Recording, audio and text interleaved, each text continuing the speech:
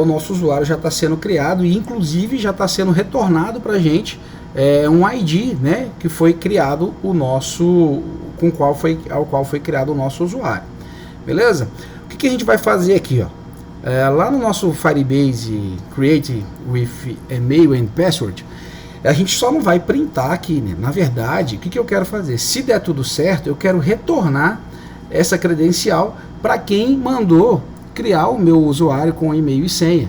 E o que eu quero retornar aqui, ó? Eu posso retornar a credential toda?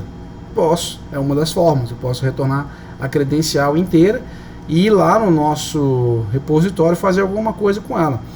Mas na verdade, a princípio, a única coisa que eu quero aqui que eu não sei ainda, porque se eu estou enviando para ele o e-mail, o password, né, o nome do usuário, enfim, se eu tenho o user model na mão, a única coisa que eu não tenho ainda é o ID.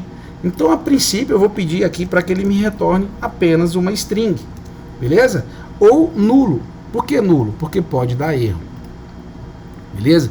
A gente futuramente a gente vai conhecer uma outra forma de trabalhar com erros, mas hoje é isso. Ou ele me retorna uma string, e aí eu vou entender que deu sucesso nessa tentativa aqui, ou ele me retorna um nulo, ou na verdade ele também pode me retornar uma exception, beleza? Inclusive eu não preciso retornar nulo. Você vai ver que se eu apenas retornar aqui e eu já tratei todas as opções de erro, ele vai aceitar isso aqui que eu estou falando.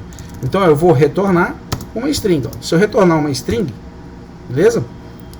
Ele deveria aceitar. Ele causa nulo. Beleza, deixa eu ver aqui. Aqui ele vai retornar credentials.user.uid, se existir, né? Então é por isso, ó.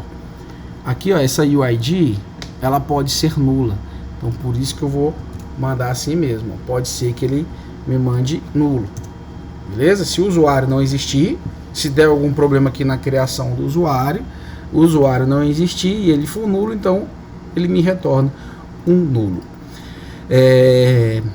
Beleza, o que está acontecendo aqui? Essa função hasNullable return future string but ends without return a value. Try addition return statement. Tá. É porque nesses casos aqui eu não estou colocando qual é o erro, né? Então, qual o erro aqui, ó? Eu vou mandar de volta um rethrow. Eu vou passar esse erro aqui. Se acontecer algum erro, eu vou passar esse erro para quem está escutando lá. Eu não vou tratar esse erro aqui ainda, beleza? O que eu posso fazer aqui nesses casos aqui, ó, ao invés de fazer um print, eu vou justamente retornar uma exception, né? Então eu posso retornar aqui, ó, uma exception. Eu posso gerar uma exception. Então eu vim aqui, chamo de throw, ó, eu estou criando um problema, né? Então eu estou criando um problema e esse problema vai estar com o tipo do objeto exception, falando que o password provide é muito fraco. Então a senha informada é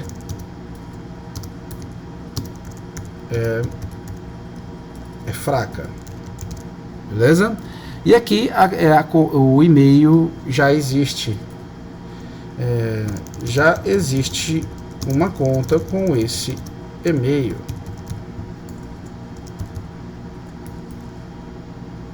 Tá certo? Maio.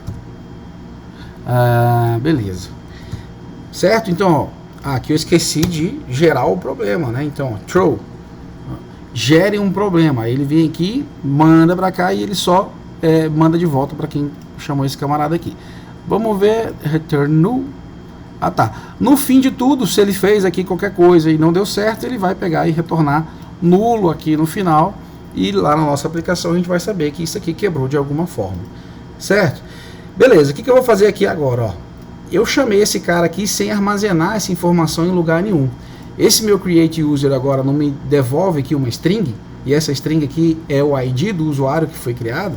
Então eu vou armazenar esse camarada aqui, ó, final e o ID é igual a isso. Então, ó, se ele chamar esse camarada e me trouxer uma string de volta, opa, eu tenho que colocar um await aqui, porque vai demorar, né? Então eu tenho que esperar essa requisição acontecer.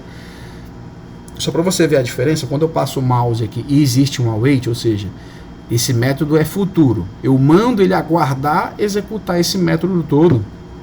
O meu UID, que é a variável que eu criei final, ela já me diz que esse camarada aqui é do tipo string, certo? Agora olha só que interessante, se eu não coloco esse await, ele continua deixando executar a ferramenta, ele não quebrou. Mas ó, você passa o mouse aqui, ela não é mais uma string, ela é uma future string, e isso causa algum problema se eu tiver que usar ela nesse momento aqui embaixo. Por que acontece? Se eu precisar fazer isso aqui, ó, eu vou pegar agora o meu user model, que é esse camaradinho aqui, né?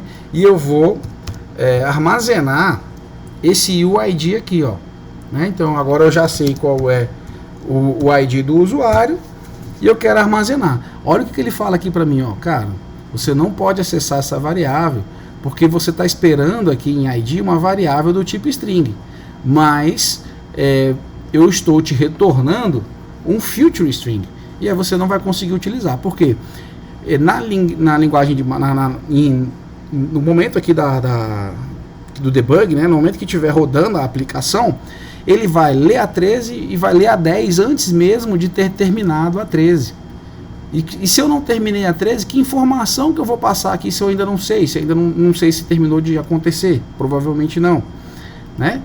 Então, por isso que eu preciso aqui de colocar um await, ou seja, espera essa requisição acontecer, ele para aqui, fica aqui 10 segundos se for necessário, até que essa informação seja passada. Deu um resultado aqui, seja uma string ou um nulo, aí sim ele pega e me manda de volta. Beleza?